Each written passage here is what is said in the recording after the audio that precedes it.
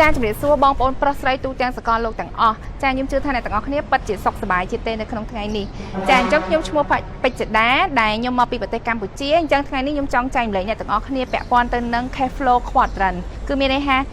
ចំណូលរបស់ពួកយើងទាំងអស់គ្នានឹងមកពី quadrant មួយណា Cashflow Quadrant ត្រូវបានរកឃើញឡើងដោយសេដ្ឋី Kiyosaki ដែលគាត់បានរកឃើញថាប្រភពចំណូលរបស់ពួកយើងប្រជាជនយើងទាំងអស់គ្នានៅលើសកលលោកហ្នឹងគឺ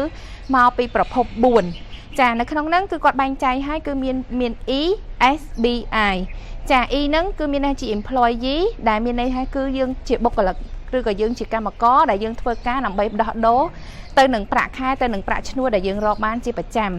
ចាហើយ S ហ្នឹងគឺពាក្យពេញថា self employed ដែលមានន័យថាយើងជាម្ចាស់អាជីវកម្មខ្លួនយើងគឺយើងបង្កើតមុខរបរបង្កើតអាជីវកម្មបង្កើតហាងឬក៏មានក្រុមហ៊ុនដែលមានបុគ្គលិកខ្ទង់20 30នាក់ឬក៏100នាក់អញ្ចឹងយើងបង្កើតអាជីវកម្មហ្នឹងជាអាជីវកម្មតខ្លួនរបស់យើងតែយើងគឺជាម្ចាស់ចា S ហ្នឹងតើតា B គឺមានន័យថាជា business owner គឺថាគាត់ត្រូវមានបុគ្គលិកចាប់ពី500នាក់ឡើងទៅសម្រាប់ I វិញគឺជា investor គឺគាត់យកលុយដើម្បីទៅរកលុយឲ្យគាត់ចាគឺមានន័យថាជាអ្នកវិនិយោគអញ្ចឹងខ្ញុំត្រឡប់មកវិញខ្ញុំចង់លំអិតប្រាប់ពីកាត់ត្រង់មួយតើវាមានភាពខុសគ្នាយ៉ាងម៉េចហើយមានគុណតម្លៃខុសគ្នាយ៉ាងម៉េចចាសម្រាប់ quadrant E គឺថាតំណាងឲ្យបុគ្គលិកអញ្ចឹងយើងត្រូវធ្វើការទើបយើងដោះដូរបានជាប្រាក់ឈ្នួលខ្លាយទៅជាចំណូលរបស់យើងអញ្ចឹងនៅកន្លែង E ហ្នឹងយើងអាចនិយាយថាយើងលក់ពេលវេលាដើម្បីតែយើងដោះដូរប្រាក់ខែអញ្ចឹងអាចក្រុមហ៊ុនខ្លះគាត់ធ្វើការជាទូទៅគឺក្នុងមួយថ្ងៃធ្វើការ8ម៉ោងអញ្ចឹងបើសិនជាគាត់ធ្វើការ8ម៉ោងគាត់ធ្វើជារៀងរាល់ខែគឺគាត់នឹងទទួលបានប្រាក់ខែ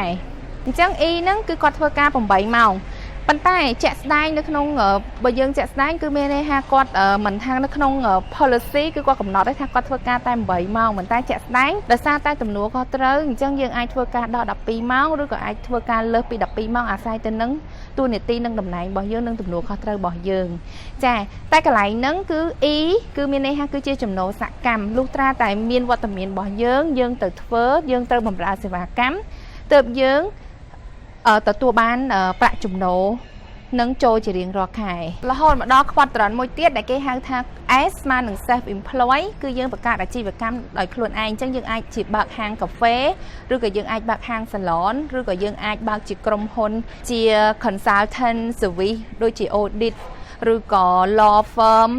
ចាឬក៏មួយទៀតគឺយើងអាចជាភ្នាក់ងារជា agency ដើម្បីដែលយើងដោះដូរទៅនឹង commission ចាយើងអាចដោះដូរទៅនឹង commission ដែលគេឲ្យយើងជាភាគរយហ្នឹងអាហ្នឹងឲ្យតែគេហៅថាជា self employed មានហើយយើងមានអាជីវកម្មខ្លួនយើងមានបុគ្គលិក10-20នាក់ដើម្បីធ្វើការឲ្យយើងប៉ុន្តែសម្រាប់យើងវិញគឺយើងធ្វើការឲ្យខ្លួនឯងខ្ញុំអាចនិយាយបានថាពេលដែលយើងនៅធ្វើការឲ្យជាបុគ្គលិកគេជា E យើងធ្វើការ8ម៉ោងឬក៏យ៉ាងច្រើនអាចថាដល់12ម៉ោងឬ15ម៉ោងអញ្ចឹងទៅក្នុងមួយថ្ងៃទៅតាមលទ្ធភាពទៅតាមតំណែងរបស់យើងប៉ុន្តែបើសិនជាយើងផ្លាស់ខ្លួនមក quadrant S វិញគឺយើងអាចនិយាយបានថានៅពេលដែលជា business របស់យើងបើសិនជាយើងអត់ប្រឹងតើមានអ្នកណាគេដែលប្រឹងជាងយើងទៀតអញ្ចឹងខ្ញុំអាចនិយាយបានថាគាត់អាចចំណាយពេលធ្វើការសឹងតែ24ម៉ោងសូម្បីតែពេលយប់ក៏គាត់ត្រូវការគិតថាតើអាជីវកម្មគាត់ត្រូវធ្វើយ៉ាងណាដើម្បីឲ្យរីកចម្រើនកាន់តែធំចាអញ្ចឹងគឺគាត់លក់ពេលវេលាខ្លាំងមែនតើគឺគាត់លក់ពេលវេលាដល់តែ24ម៉ោងគាត់ត្រូវការគិតគាត់ត្រូវការ set up process អីផ្សេងអញ្ចឹងនៅតាម Robert គាត់និយាយថា Mr. Robert ហ្នឹងគាត់និយាយថា E ហើយនឹង S ហ្នឹងគឺជាប្រភេទចំណូលសកម្មអញ្ចឹងលុះត្រាតែមានវត្តមានយើងនៅទីនោះទើបយើងអាចរកចំណូលនឹងបានយើងអាចថាវាជាចំណូលដែលវាអាចដល់ថ្ងៃក្រោយមកវានឹងតកូនតចៅទេដូចក្នុងករណីថាយើងធ្វើការឲ្យគេយើងធ្វើដល់តំណែងធំមួយប៉ុន្តែតើគេអាចយកកូនយើងឬអ្នកចំនួនក្រោយរបស់យើងមកអាចកាន់តំណែងយើងអត់គឺគាត់ត្រូវសារឡើងវិញរៀបចំខ្លួនគាត់ឡើងវិញទាំងអស់អភិវឌ្ឍខ្លួនគាត់ឡើងវិញទាំងអស់សម្រាប់យើងបង្កើតអាជីវកម្មវិញយើងបង្កើតអាជីវកម្មតទៅពេលកូនចៅយើងធំឡើងគាត់អាចបន្តពីអាជីវកម្មរបស់យើងប៉ុន្តែសួរថាមិនប្រកាសថាគាត់ស្រឡាញ់អាជីវកម្មដែលយើងធ្លាប់បានសាងកន្លងមកឯងចាអញ្ចឹងកន្លែងហ្នឹងគឺយើងអាចគិតមកវិញថាតើយើងរាល់ថ្ងៃនៅក្នុង quadrant មួយណាពាក់ព័ន្ធជាមួយនឹងគុណតម្លៃអ្វីដែល Robert គាត់និយាយថាបើសិនជាយើងស្ថិតនៅក្នុង quadrant ណាមួយគុណតម្លៃដែលយើងឲ្យតម្លៃក៏ខុសគ្នាដែរបើសិនជាយើងស្ថិតនៅក្នុង quadrant E គឺគុណតម្លៃដែលយើងឲ្យតម្លៃគឺ security គឺស្ថិរភាពគឺយើងអត់ចង់មានការផ្លាស់ប្ដូរគឺយើងចង់ ព្រោះយើងបានសុខហើយទោះបីយើងធ្វើការឬមិនធ្វើការក៏យើងបានប្រាក់ខែប៉ុណ្ណឹងនឹងហើយគឺជាស្ថិរភាពដឹងតែដល់ខែយើងបើកលុយអញ្ចឹងយើងអាចនឹងមានភាពភ័យខ្លាចក្នុងការ move ក្នុងការផ្លាស់ប្ដូរខ្លួនយើងចេញពីអា comfort zone មួយហ្នឹងចាសម្រាប់ S វិញគឺគុណតម្លៃរបស់គាត់គឺគាត់ឲ្យតម្លៃទៅលើភាពឯករាជ្យដែលយើងនិយាយថា independence អញ្ចឹងគឺគាត់ឲ្យតម្លៃថាគាត់ចង់ធ្វើក៏បានគាត់មិនចង់ធ្វើក៏បានគាត់អត់ត្រូវការសុំច្បាប់អ្នកណាគាត់អត់ត្រូវការសុំការអនុញ្ញាតពីអ្នកណាព្រោះវាជា business របស់គាត់ចាអញ្ចឹងគុណតម្លៃរបស់គាត់ខុសៗគ្នាប៉ុន្តែសំណួរសួរថាបើសិនជាយើងស្ថិតនៅក្នុង quadrant E ហើយនឹង S E ហើយ S ទៀត E ហើយ S ទៀតសួរថាតើយើងអាចស្វែងរកសេរីភាពពេលវេលានិងសេរីភាពហិរញ្ញវត្ថុបានដោយអ្វីដែលយើងចង់បានអត់ហើយបើសិនជាយើង align តែ level ធ្វើការហើយនឹង level set up business របស់យើងនៅខាង S តើយើងមានពេលវេលារបស់យើងមួយណាដើម្បីទៅរកអ្វីដែលជាជីវិតផ្ទាល់ខ្លួនរបស់យើងព្រោះថានៅពេលដែលយើងរស់នៅมันប្រកាសថាគ្រាន់តែយើងត្រូវការលុយមួយមុខទេគឺយើងត្រូវការជួយអ្នកដទៃព្រោះថាបើសិនជាយើងនៅ E និង S យើងបានត្រឹមតែជួយខ្លួនយើងឬក៏យើងអាចជួយគ្រួសារយើងមនុស្សជុំវិញនៅខ្លួនយើងតិចតួចហ្នឹងប៉ុន្តែសួរថាយើងមានពេលវេលាណាដើម្បីទៅជួយសង្គ្រោះអ្នកដទៃទៀតដែលគាត់ត្រូវការជំនួយពីយើងហើយយើងមានពេលវេលាណាដែលយើងឬក៏យើងមានសមត្ថភាពយ៉ាងណាដើម្បីឲ្យគាត់នឹងអាចមានអ្វីដូចយើងបានអាហ្នឹងគឺជាអ្វីដែលអ្នកទាំងអស់គ្នាគួរតែពិចារណាចាហ្នឹងនៅក្នុង quadrant E ហើយនិង S រហូតមកដល់ពេលដែលយើងចេញពី quadrant S ហើយគឺយើង move ទៅមួយទៀតគឺ quadrant B ដែលនៅខាងស្ដាំ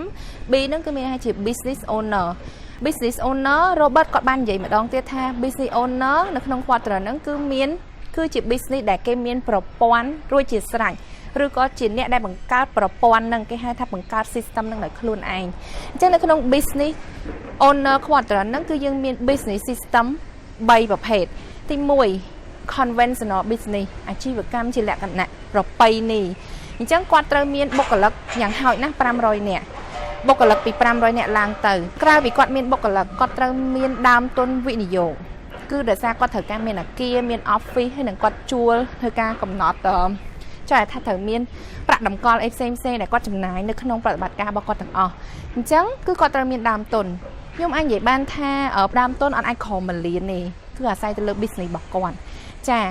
មានមនុស្សមានដើមទុនបន្ទាប់មកយើងត្រូវមាន support system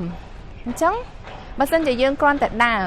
យើងអត់មាន support system យើងអត់មាន policy អត់មាន guideline ច្បាស់លាស់សួរថាយើងដើរទៅណាអញ្ចឹងគឺគាត់ត្រូវមានទាំង3ហ្នឹង conventional business គឺមានក្រុមហ៊ុនជាច្រើននៅក្នុងស្រុកខ្មែរយើងអាចថាជាក្រុមហ៊ុន Royal Group ឬក៏ជាក្រុមហ៊ុនដែលធំពួកគាត់មានបុគ្គលិកជាច្រើនអ្នកធ្វើការឲ្យគាត់អញ្ចឹងក្នុងនាមគាត់ជាតកែក្រុមហ៊ុនគាត់មានជីវិតមួយដូចយើង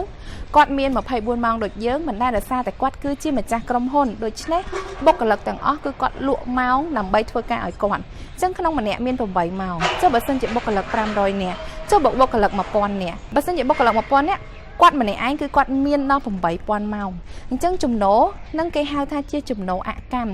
មិនចាំបាច់គាត់ទៅដល់កន្លែងហ្នឹងគាត់ធ្វើការទើបគាត់ទទួលបានចំណូលហ្នឹងឯងគឺគាត់ទិញម៉ោងអ្នកដទៃដើម្បីធ្វើការឲ្យគាត់នេះគឺជា business owner នៅក្នុង conventional business តទៅមកដល់ business ទី2ហ្នឹងប្រភេទ business ទី2ហ្នឹងគឺ master franchise មានបុគ្គលិកធ្វើការឲ្យគាត់មាន support system ហើយគាត់មានការវិនិយោគដែលធំរាប់លានដើម្បីតែគាត់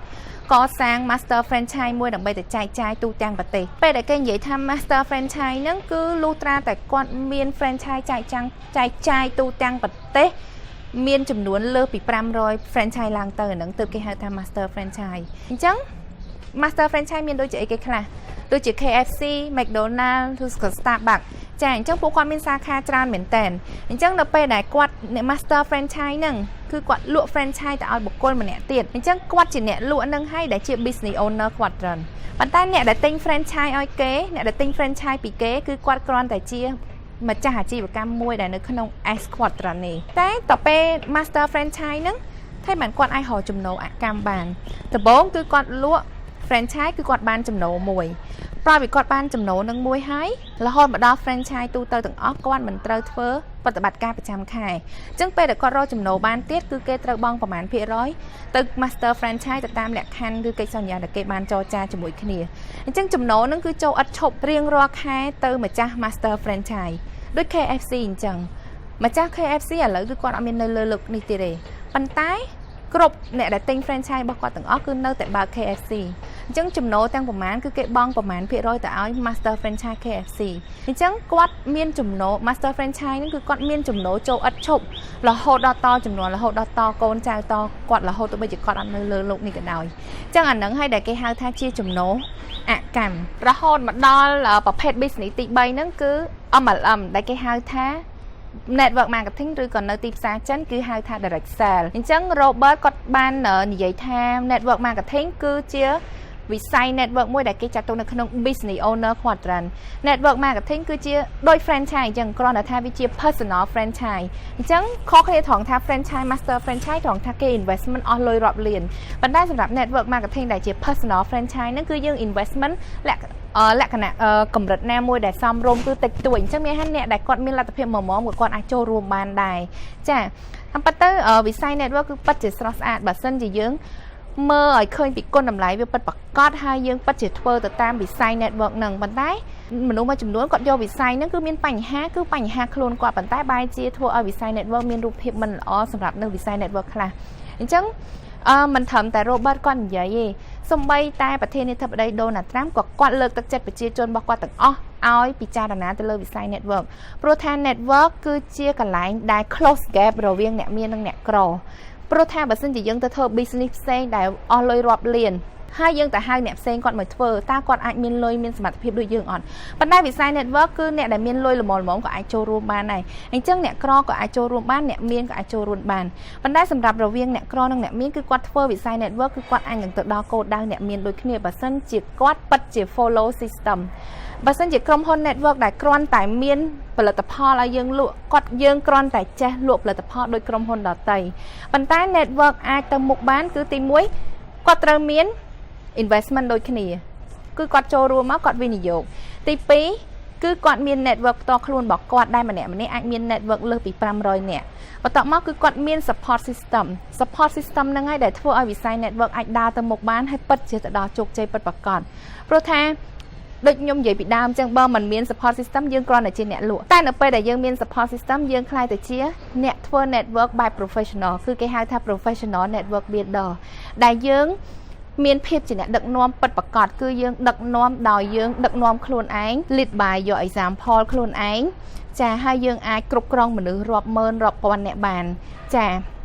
អញ្ចឹងវិស័យ network ពិតជាស្រស់ស្អាតរហូតមកដល់ពេលដែលយើងរកលុយបានរកចំណូលបានពីនៅក្នុង business owner quadrant គឺយើងអាចយកលុយហ្នឹងមកវិនិយោគនៅក្នុង I Quadrant ដែលគេហៅថា investor អ្នកវិនិយោគការវិនិយោគហ្នឹងអាចយើងយកទៅទិញអចលនទ្រព្យហើយយើងដាក់អចលនទ្រព្យជួលហើយយើងបានចំណូលជាប្រចាំ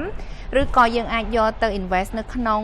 វិនិយោគនៅក្នុង stock exchange ឬក៏នៅក្នុង bond ដើម្បីបានការប្រាក់ប៉ុន្តែការវិនិយោគទាំងអស់មិនមែនសុទ្ធតែចំណេញទេអ្វីដែលយើងចំណេញគឺយើងចំណេញបានបបិសោធន៍ដែលយើងរៀនមកអញ្ចឹងការវិនិយោគយើងត្រូវមានភាពឆ្លាតវៃយើងត្រូវប្រឹក្សាជាមួយអ្នកដែលគាត់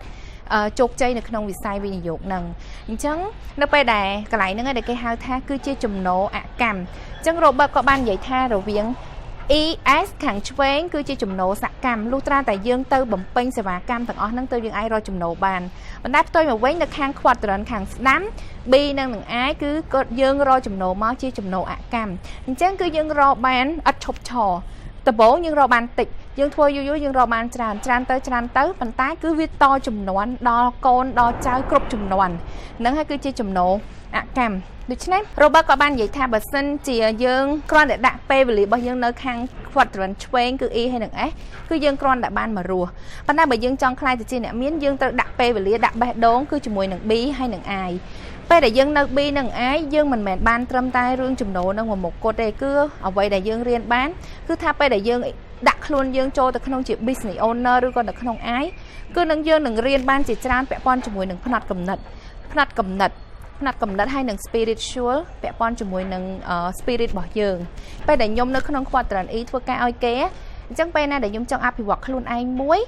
ខ្ញុំតែងតែ request ឲ្យយើងសុំថាឥឡូវយើងទៅបញ្ជូនយើងទៅរៀននៅកន្លែងណាមួយរៀនវាអីគេមួយប៉ុន្តែចំណាយរៀនទាំងអស់ហ្នឹងគឺយើងទៅឲ្យក្រុមហ៊ុនទទួលខុសត្រូវគាត់ចេញចំណាយឲ្យយើងគ្រាន់តែអ្នកទៅរៀនហើយយើងរៀនហើយយើងមកវិញយើងបំពេញការងាររបស់យើងឲ្យប្រសើរជាងមុនចាហ្នឹងគឺជាផ្នត់គំនិតរបស់អ្នកដែលនៅក្នុង quadrant ខាងឆ្វេងជាអ្នកធ្វើការឲ្យគេប៉ុន្តែនៅពេលដែលយើងដូរមកជា quadrant ខាងធ្វើ business វិញ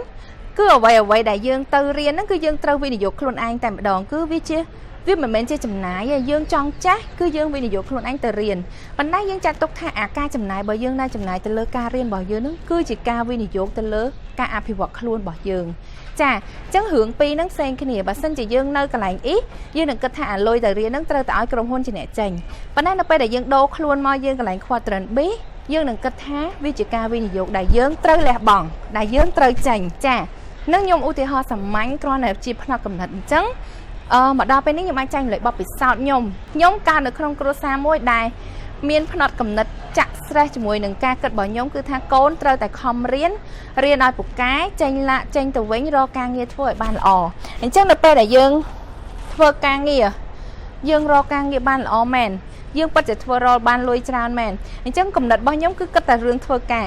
ប៉ុន្តែចង់បញ្ចប់គឺខ្ញុំអត់មានអ្វីជារបស់ខ្លួនឯងខ្ញុំគ្រាន់តែជាធ្វើការព្រលឹមឡើងចេញយប់ឡើងចូលចាអញ្ចឹងយើងធ្វើការគឺជាទម្លាប់ទៅជាធ្វើការចេញបាត់ចូលបាត់អីចឹងទៅប៉ុន្តែចង់បញ្ចប់យើងអត់មានបានជារបស់ឲ្យមួយដែលជាគុណតម្លៃជីវិតរបស់យើងដែលយើងគួរតែមាននៅក្នុងអ្វីដែលយើងរស់នៅលើโลกនេះអញ្ចឹងចែកម្លែកពីបាត់ពិសោធន៍ខ្ញុំពិតជាមាន challenge ពីការផ្លាស់ប្ដូរខ្លួនខ្ញុំពី E មក S រហូតមកដល់ B ការដែលខ្ញុំនៅ E ខ្ញុំគិតបែបជាអ្នកបុគ្គលិកឲ្យគេដូចឲ្យខ្ញុំនិយាយបានខាងលើមិញអញ្ចឹងរហូតដែលខ្ញុំគិតថាខ្ញុំអត់មានសេរីភាពពេលវេលាតតែសោះព្រោះថា E គុណតម្លៃរបស់យើងគឺជា security ប៉ុន្តែយើងតែងតែ looking for សេរីភាពពេលវេលាសេរីភាពហិរញ្ញវត្ថុដូច្នេះខ្ញុំគិតថាដូចថាខ្ញុំនៅធ្វើទៅវាអត់ដូចបានដូចចិត្តតាន់បានដូចចិត្តអញ្ចឹងខ្ញុំចង់រកសេរីភាពដោយសារតែខ្ញុំចង់បានសេរីភាពអញ្ចឹងខ្ញុំក៏ផ្លាស់ប្ដូរខ្លួនខ្ញុំពី Quadrant E មក S គឺខ្ញុំមានថាខ្ញុំវិនិយោគលុយមកកញ្ចប់ធំដើម្បីទៅបើកហាងព្រោះខ្ញុំរំពឹងថាពេលដែលខ្ញុំបើកហាងគឺខ្ញុំនឹងស្រួលខ្ញុំមានសេរីភាពពេលវេលាប៉ុន្តែការហ្នឹងការគិតរបស់ខ្ញុំគឺខុសគឺនៅពេលដែលខ្ញុំ move ទៅការដែលខ្ញុំនៅធ្វើការខ្ញុំចំណាយពេលពី8ម៉ោងទៅ12ម៉ោងសម្រាប់ធ្វើការឲ្យគេប៉ុន្តែនៅពេលដែលខ្ញុំ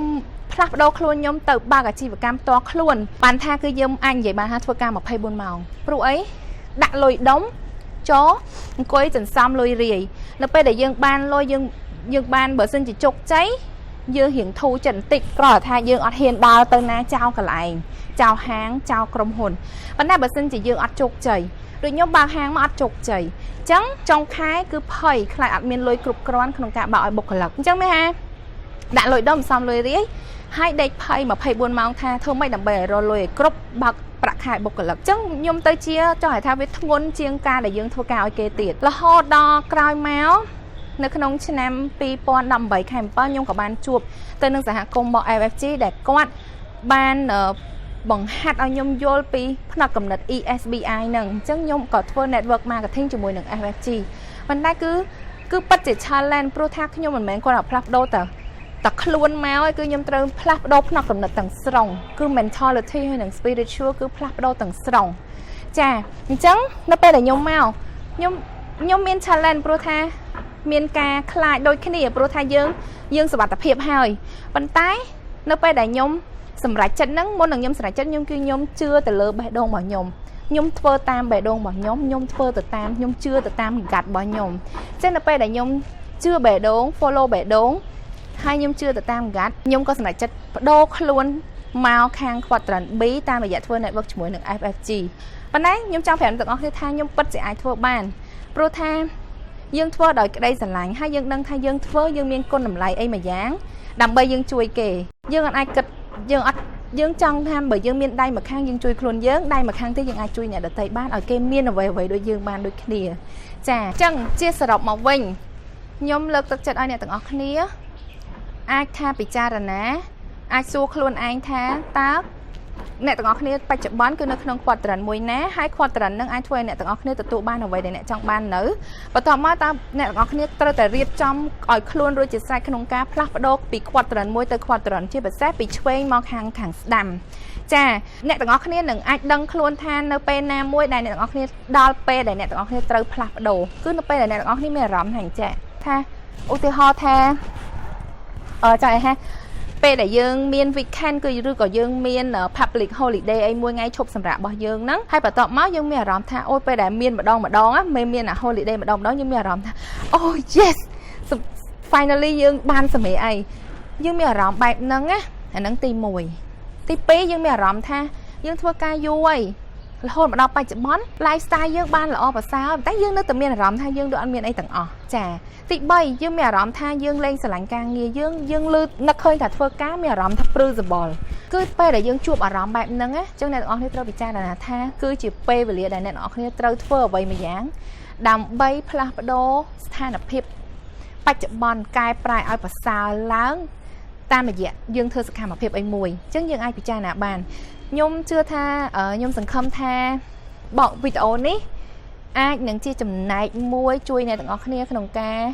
គិតពិចារណាពីអំពីលំហូរសាច់ប្រាក់ Cashflow Quadrant ហ្នឹងចាអញ្ចឹងជាចុងក្រោយខ្ញុំជូនពរអ្នកទាំងអស់គ្នា